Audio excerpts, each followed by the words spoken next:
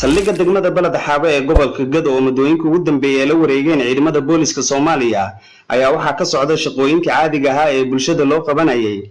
Waxa maanta booqasho ku tagay warbaahinta qaranka saldhigga si ay u kurgasho xaaladda isla hadda uu ku shaqeynaya saldhigga degmada balad xaabe ee gobolka Gado. Waxaana saldhigga degmada ka muuqday burbur dhan waliba sida qolalka maxbuusta iyo xafiisyada ay ku shaqeyn lahaayeen ciidamada booliska Soomaaliya kuwaas oo wali aan helin wax dib u dayactir ah ku sameeyo tan burburkii dawladda dhexe ee Soomaaliya. iyadoo taliska booliska degmada balad xaabe ee gobolka Gado ay ka warbixiyeen shaqooyinka ka socdo saldhigga iyo baahiyaha ka jira saldhigga iyo xaaladaha adag ay ku shaqeynayaan. Waxa arinka ka wareysanay taliyaha saldhigga degmada balad xaabe ee gobolka Gado Xuseen Aadan Dhaqane. balad xaawo gobolka Gado degmada ugu ballaaran ugu weyn weey 18 kiiloomitir oo dhirir ah iyo 16 kiiloomitir oo gudub ah yay ku fadhidaa. waa degmada ugu weyn gobolka Gado saddex calam oo is eeganaysa yaana isu muuqato kan Soomaaliya kan Kenya iyo kan Itoobiya waa xuduud waa magaalada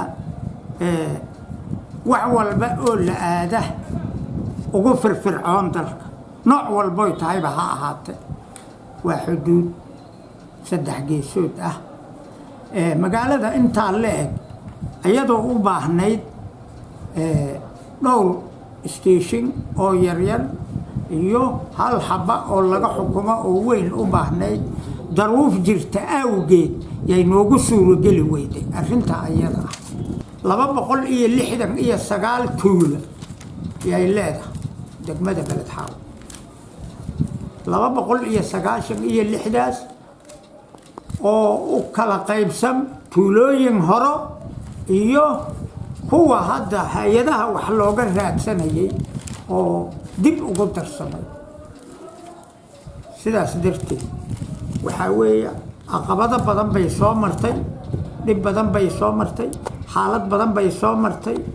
saaka mahad Ilaahay waxa ah haddii dawladii ay soo gaartay oo waxaan ka qudbaynayna iyo waxaan u qudbaynayna iyo waxa TV-ga qaranka loo wado la geyn rababa ay tahay dawladii dalka lahayd. hadda askartan oo askartii qaranka Soomaaliyeed ah oo boolis ah waxay ka shaqeynayso waa degmadii balad xaawo. waxa weeye oo inta dheer waxaan Ilaahay ka baryaynaa wixii hadda ka dambeeya badan bay soo martay dib kala ciil uma qabto Ilaahay inuu nabadgeliyo ku soo dabaalo yaan ka baryaynaa.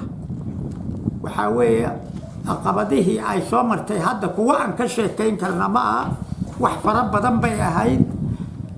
annaguna waa iska dhex joognay oo annagoo dib walba ku qabno nooc walba soo marnay guuleeyay waa ku guuleysan dawladina waa noo timid. wixii hadda ka dambeeya in loo jaan qaada hekel dawladnimo iyo waxqabad dawladnimo yaan rabnaa.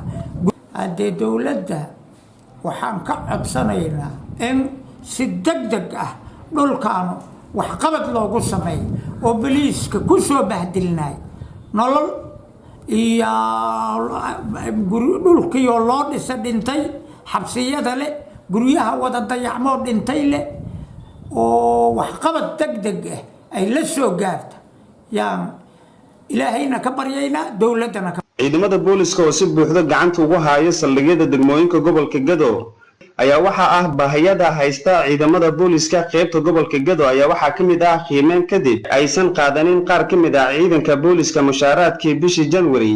gabagabadii waxa ay bogaadiyeen ciidanka booliska qaybta gobolka Gado shaqooyinka isku dubridka aad ku wanaagsan. taliyaha booliska qaybta gobolka Gado hawlo shaqo u jooga caasimadda dalka ee magaalada madaxda Soomaaliya ee Muqdisho gaashaale dhexe Aadan Siyaad ayaa la wadaagay warbaahinta. Cabdinuur Shableeye Xasan Cabdinuur Shakir warbaahinta qaranka degmada balad xaabe ee gobolka Gado.